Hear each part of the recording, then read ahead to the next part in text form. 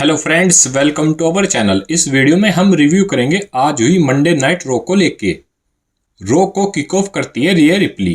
रिया replay आकर एक promo cut करती है और कहती है कि जो समरस्लैम में हुआ उसको लेके वो अभी तक सोचती रहती है कि क्यों डोमिनिक मिस्टीरियो ने उन्हें धोखा दिया। तभी वहां पर इंटरफेरेंस होती है डोमिनिक मिस्टीरियो और लिव मॉर्गन की, जो कि क्राउड से आते हैं। डोमिनिक मिस्टीरियो कहते हैं कि मैं एक मैन हूं और तुम मुझे अपने साथ लेकर घूमती रहती थी, बल्कि लिव मॉर्गन ने मेरी हेल्प की कि मैं अपने फादर को हराऊं। रिया रिप्ली, डोमिनिक मिस्टीरियो और लिव मॉर्गन के बीच बातें चल ही रही होती है कि तभी पीछे से डेमियन प्रीस्ट आकर डोमिनिक मिस्टीरियो के पीछे खड़े हो जाते हैं। देन डेमियन प्रीस्ट पीट पीट कर डोमिनिक मिस्टीरियो को बैक स्टेज और फिर रिंग में ले आते हैं। डोमिनिक मिस्टीरियो पर डेमियन प्रीस्ट अपना फिनिशर साउथ ऑफ हेवन लगाने जाते हैं, तभी वहां पर आ जाते हैं कार्लिटो। कार्लिटो आकर डोमिनिक मिस्टीरियो को बचा लेते हैं। देन मैच स्टार्ट होता है डेमियन प्रीस्ट और कार्लिटो के बीच। ठीक ठाक सा ये मैच था। मैच के रिजल्ट की बात की जाए तो इस मैच में डेमियन प्रीस्ट को विक्ट्री मिलती है।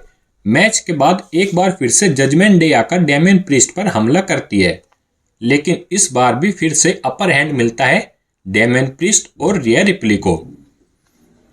इसी के साथ ये सेगमेंट खत्म हो जाता है। आगे चलकर हमें शो पर पता चलता है कि WWE ने बेस इन बर्लिन के लिए एक मिक्स्ड मैच टैग टीम की अनाउंसमेंट कर दी है, जो होगा Liv Morgan and Dominik Mysterio versus Riya replay and Damien priest के बीच। नेक्स्ट हमें शो पर एक वीडियो पैकेज दिखाया जाता है जिसमें बो डैलिस लास्ट वीक अपनी विक्ट्री की बातें कर रहे होते हैं और कहते हैं कि व्हाइट 6 के लिए कुछ बड़ा होने जा रहा है। नेक्स्ट मैच हमें शो पर देखने को मिलता है ओडिसे जोन्स का, जो कि एक लोकल सुपरस्टार के साथ होता है। इस मैच में इजीली विक्ट्री मिल जाती है ओडिसे जोन्स को। इसके बाद वहां पर एंट्री होती है फाइनल टेस्टामेंट की। कैरियन क्रॉस कहते हैं कि क्या ये न्यू डे है और क्या बिग ई को रिप्लेस कर रहे हैं ओडिसे जोनस।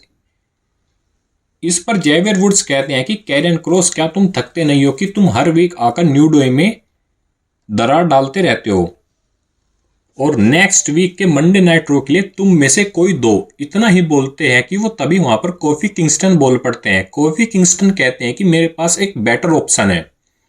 ऑप्शन ही है कि next week Monday night Raw के लिए New Day and Odyssey Jones versus Final Testament के बीच एक मैच होना चाहिए। कैरियन क्रॉस इस चैलेंज को एक्सेप्ट कर लेते हैं, लेकिन जेवियर वुड्स इससे खुश नहीं नजर आ रहे थे। नेक्स्ट मैच हमें शो पर देखने को मिलता है alpha academy versus creed brothers के बीच। इन दोनों ही टीम्स ने मिलकर एक कमाल का मैच दिया। बात करें मैच की एंडिंग की तो रिंग साइड पर आइविन लाइन ले आकर मैक्सिन डुप्री के ऊपर ड्रैगन स्लीपर लॉक लगा दिया, जिससे ओटिस और अकीरा टोजावा का ध्यान डिस्ट्रैक्ट हो जाता है और इसका फायदा उठाती है क्रीड ब्रदर्स। जूलियस ने अकीरा टोजावा को रोल अप पिन करके अपनी टीम के लिए विक्ट्री हासिल करी। नेक्स्ट हमें बैक स्टेज से सेगमेंट देखने को मिलता है जिसमें पीट डन कहते हैं कि उनके साथ सेमस ने काफी ज्यादा गलत किया है। जब तक वो सेमस के साथ थे उन्हें काफी ज्यादा नुकसान पहुंचा है और अब सेमस की बारी है कि वो सेमस से अपना बदला लेंगे और उनकी हालत खराब कर देंगे। देन कुछ समय बाद हमें शो पर देखने को मिलता है कि पीट डन ने सेमस पर बहुत ही ब्रूटली हमला किया और WWE ने next week Monday night Raw के लिए पीट डन और सेमस के बीच मैच भी ऑफिशियल कर दिया है। नेक्स्ट मैच हमें शो पर देखने को मिलता है WWE टैग टीम चैंपियनशिप के लिए नंबर 1 कंटेंडर मैच, जो होता है ईयो sky and Kairi Sen versus सेना बेजलर एंड सोनिया डेविल के बीच। ठीक ठाक सा ये मैच था। बात करें इस मैच के रिजल्ट की लेकर तो WWE tag team champion Elba fire और आइला डॉन भी रिंग साइड पर मौजूद होती है। बाय मिस्टेक सोनिया डेविल उन पर हमला करती है, लेकिन जैसे ही इस मैच में ईयो स्काई और कायरी सेन को विक्ट्री मिलने वाली होती है, टैग टीम चैंपियंस आकर इन दोनों टीम्स पर हमला कर देती है, जिसकी वजह से ये मैच नो डिस्क्वालिफिकेशन में एंड हो जाता है। नेक्स्ट हमें शो का सबसे बेहतरीन सेगमेंट देखने को मिलता है, जो होता है रैंडी ऑर्टन एंड गुंथर के बीच। रैंडी ऑर्टन पहले रिंग में आते हैं और एक प्रोमो कट करते हैं। कहते हैं कि 20 साल पहले मैंने WWE में हिस्ट्री क्रिएट की थी यंग वर्ल्ड हैवीवेट चैंपियन बनकर, और 2024 में मैं फिर से हिस्ट्री क्रिएट करना चाह रहा हूँ 15 टाइम्स चैंपियन बनकर। तभी इनको इंटरफेयर करते हैं गुंतर। गुंतर आकर कहते हैं कि तुम बेस्ट हो, लेकिन तुम इस रिंग में रहना डिजर्व नहीं करते हो, क्योंकि ये गुंतर का एरा स्टार्ट हो चुका है। इस पर रैंडी ऑर्टन ने क्या जबरदस्त प्रोमो काटा। उस प्रोमो को मैं रिकमेंड करूंगा कि आप सब जाकर जरूर देखें। उससे हमें ऐसा लग रहा था कि ओजी रैंडी ऑर्टन की वापसी हो चुकी है। इसके बाद गुंतर फिर से रैंडी ऑर्टन की फैमिली पर हमला करते हैं। वो कहते हैं कि तुम्हारे ग्रैंडफादर भी बकवास है, तुम्हारे फादर भी बकवास थे, और तुम तो इन सबसे ज्यादा बकवास हो। रैंडी ऑर्टन को इस बात से गुस्सा आ जाता है और रैंडी ऑर्टन और गुंतर का फेस ऑफ होता है। ऐसा लगता है कि रैंडी ऑर्टन गुंतर पर हमला करने वाले हैं, तभी थीम सॉन्ग हिट होता है ड्रू मैकिंटायर का। ड्रू मैकिंटायर चलकर रिंग साइड तक आ जाते हैं। गुंतर ड्रू मैकिंटायर को देखने के लिए जैसे ही टर्न होते हैं, ये गुंतर की सबसे बड़ी मिस्टेक थी, क्योंकि उनको WWE का सबसे डिस्ट्रक्टिव मूव्स पड़ जाता है, जो होता है RKO। रैंडी ऑर्टन गुंतर को RKO लगाकर रिंग के बाहर चले जाते हैं और रिंग साइड पर होते हैं ड्रू मैकिंटायर। ड्रू मैकिंटायर जैसे ही रैंडी ऑर्टन पर हमला करने जाते हैं, तभी वहां पर आ जाते हैं CM पंक।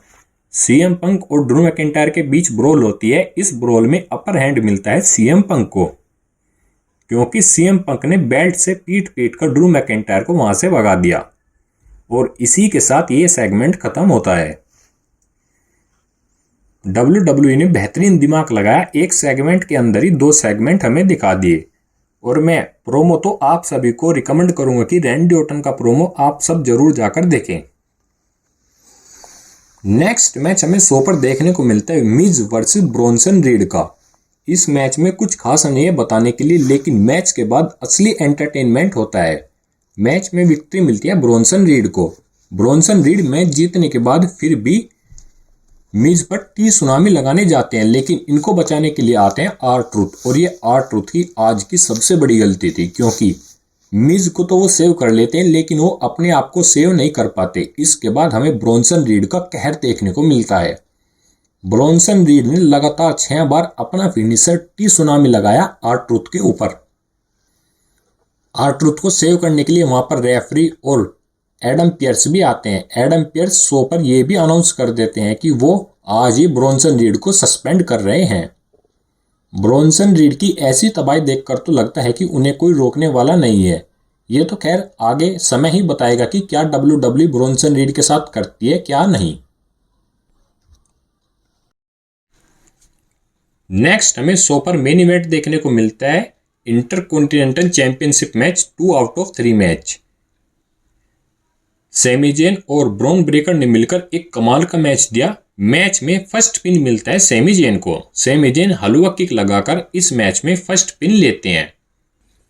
इसके बाद मैच में ब्रॉन ब्रेकर का कहर देखने को मिलता है। मैच में एक स्पॉट आता है जब ब्रॉन ब्रेकर सैमी ज़ेन को अपने शोल्डर पर उठाकर रिंग अनाउंसर के यहाँ पर फेंक देते हैं। इससे देखकर ऐसा लगता है कि सैमी ज़ेन को बहुत ही ज़्यादा चोट पहुंची होगी, क्योंकि वे एक कमाल का मूव था।